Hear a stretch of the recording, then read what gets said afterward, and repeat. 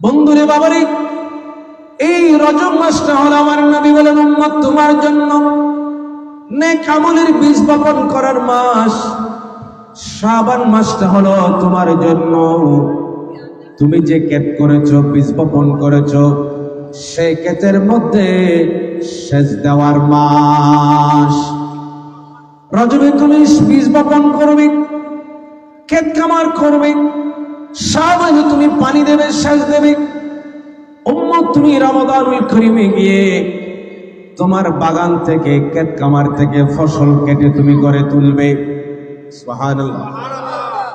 এই সাউন্ডটা কি আর একটু সফট করা যাচ্ছে না? অ্যাডজাস্ট করতে পারতেছ না? সাউন্ডটা তো স্পষ্ট হচ্ছে। তাহলে কি বলেছি?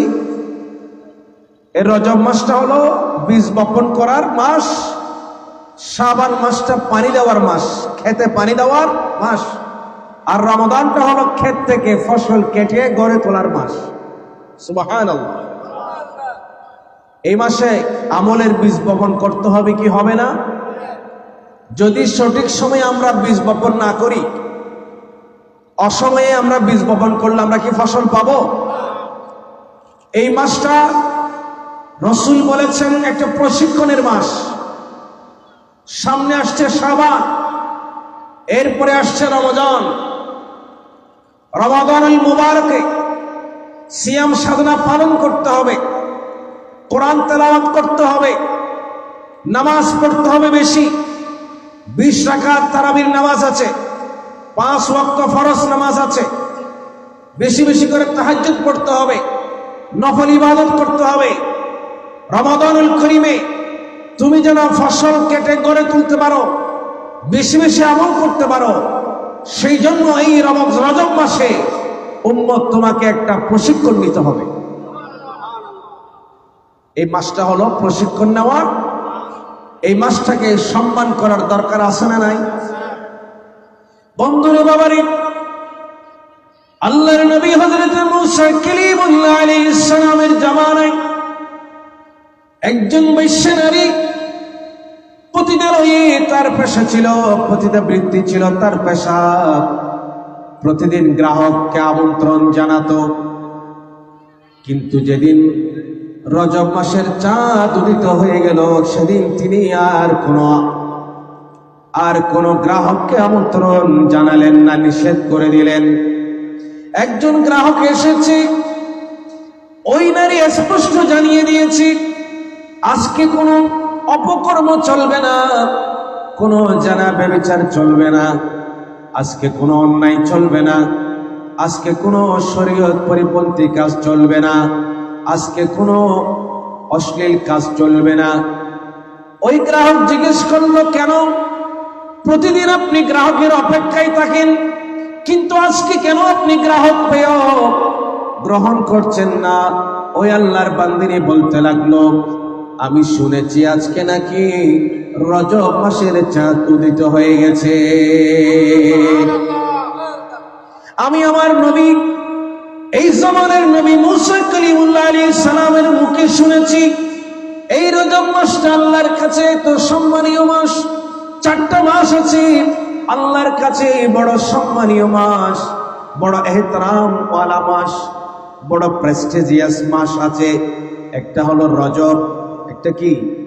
সে 4টি মাসের মধ্যে একটা হলো রজব মাস, যে মাসের সম্মান আল্লাহর কাছে বেশি।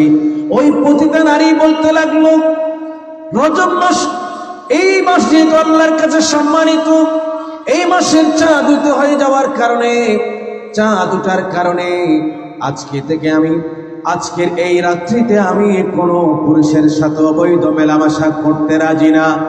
আমার অন্তরে এই মাসের জন্য একটা সম্মান জাগ্রত হয়েছে, আমার অন্তরে এই মাসের জন্য একটা তাজিম আমি অনুভব করছি, সম্মান অনুভব করছি। জোরে বলেন না আল্লাহু আকবার। কোন মাসকে সম্মান জানালো? রজব মাস। রজব মাসকে সম্মান জানানোর কারণে খুশি হয়ে গেলেন আমার আল্লাহ। রজব মাসের চাঁদ উদিত হওয়ার কারণে সেই নারী কোন জানা ব্যভিচারে আর লিপ্ত হলো না, রজব মাসকে সম্মান দেখালো, তাজিম করলো। আমার আল্লাহ খুশি হয়ে গেল, সেই নারীর ঈমান নসিব হয়ে গেল, সেই নারী আল্লাহর দরবারে মকবুল হয়ে গেল।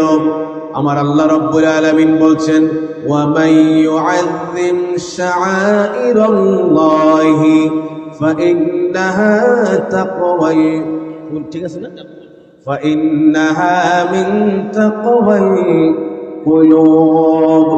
কোন বান্দা যখন আল্লাহর কোন নিদর্শনকে সম্মান করে, এটা তার অন্তরের তাকওয়ার পরিচয় হয়ে যায়।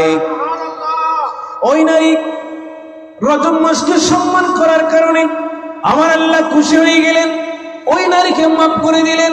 কিন্তু মানুষ জানে না, সেই নারীর মৃত্যু হয়ে যাওয়ার পরে তাকে দাফন দেয় না, কাফন দেয় না। মানুষের কাছে সেই নারী বেশ্যা বলে পরিচিত, কিন্তু আমার আল্লাহর কাছে সেই নারী মকবুল হয়ে গেছে। সেই নারীর মৃত্যুর পরে কেউ তাকে দাফন দিচ্ছে না, কাফন দিচ্ছে না, তাকে ময়লার ডাস্টবিনের মধ্যে ফেলে দেওয়া হলো, তার লাশকে সম্মান করা হলো না, শরীয়তের আলোকে তাকে দাফন কাফন দেওয়া হলো না। আমার আল্লাহ রাব্বুল আলামিন জিবরাইলকে পাঠালেন, জিবরাইল তুমি দ্রুত চলে যাও আমার নবী মুসার কাছে, গিয়ে বলো এই বান্দিনীকে আমি আল্লাহ মাফ করে দিয়েছি।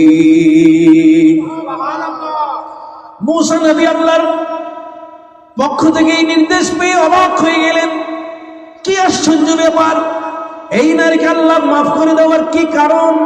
সেই নারীর সারাটা জীবন জানার মধ্যে ছিল, সেই নারীর সারাটা জীবন ব্যভিচারের মধ্যে ছিল, নাফরমানির মধ্যে ছিল, তার পেশাই ছিল প্রতিটা বৃত্তি।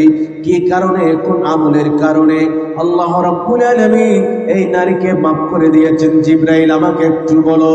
জিবরাইল বলছেন, নবী মুসা আলাইহিস সালাম এই নারী রজব মাসের চাঁদ উদিত হওয়ার পর সেদিন থেকে আর কোন পুরুষের সাথে জেনা ব্যভিচারে লিপ্ত হয় নাই।